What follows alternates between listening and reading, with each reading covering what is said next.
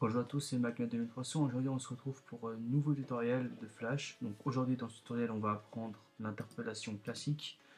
Euh, donc dans ces tutoriels, ça sera, on va les découper en plusieurs interpellations et en plusieurs séquences. Donc dans cette séquence, je vous apprends l'interpellation classique, ses différentes fonctions. Donc on commence tout de suite par faire un rond. On va changer sa couleur. Mettre ça là, voilà, on va mettre cette couleur en bleu foncé. Et puis j'aimerais en fait la faire passer de gauche à droite. Donc pour ce faire, je vais changer mon calque en rond. Je vais faire une modification, une convertition en symbole et je vais choisir le symbole clip. Il existe dans Flash 3 symboles différents.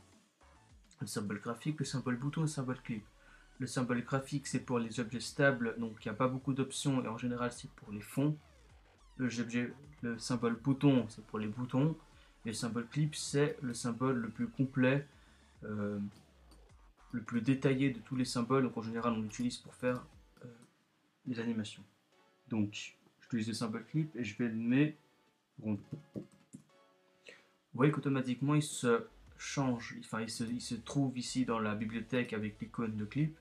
Et on regarde, on remarque que par exemple, justement,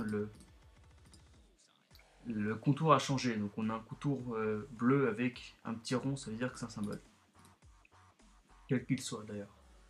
Donc maintenant que j'ai fait mon symbole, j'aimerais par exemple le bouger jusqu'à l'image 45. Donc je rajoute une image clé avec F6 et je vais le bouger par exemple là. Maintenant je clique droit sur ma timeline et je fais créer une interpellation classique. Et vous voyez que maintenant si je fais Pom Enter c'est pour publier, pour un affichage, vous voyez qu'automatiquement, voilà, il va de droite à gauche. En général, on l'utilise pour les mouvements fluides et pour d'autres choses qu'on va voir tout de suite. Alors, l'interpellation classique, elle se distingue par deux éléments importants. La première, c'est qu'elle a deux images clés. Hyper important, si vous n'avez pas des images clés, vous ne pouvez pas faire interpellation. Et la deuxième, c'est qu'elle est obligée d'avoir un symbole. On ne peut pas faire d'interpellation avec un rond. Donc là, je ne pourrais pas faire. Mais déjà que...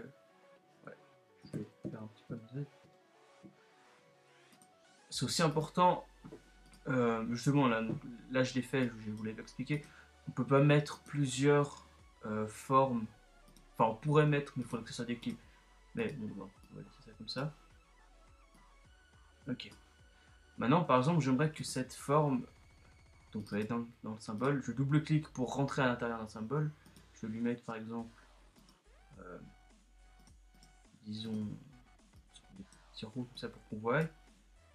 Et j'aimerais que cet objet-là tourne. Donc, à l'intérieur de ma séquence, à l'intérieur de rond, je vais changer ça en anime. Je vais tout sélectionner. Je vais faire une modification convertir en symbole, clip, rond, tourne. Puis je vais à l'image 50 ou à l'image que vous voulez, F6. Je crée une interpellation classique. Je vais dans mes propriétés. Je fais une rotation de 90 degrés droite. Vous voyez qu'à partir de maintenant, on voit qu'elle tourne. Dernière petite chose, j'aimerais qu'en tournant, on va dire qu'elle suive un chemin. Donc je vais créer un guide.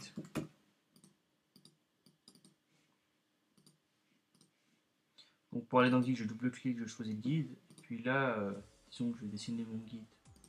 Donc je cadenasse, je vais là-dessus. Ouais, je passe sur le bon calque. Et je vais faire un petit truc comme ça. Donc je place ici. Ensuite je vais là. Je passe là. Et là je glisse de bas. Et là qu'est-ce qu'on remarque? Que il tourne et en plus il fait le tracé. Donc voilà, c'est tout pour ce tutoriel. J'espère que ça vous aura plu et on se retrouve très prochainement pour un prochain tuto. Ciao.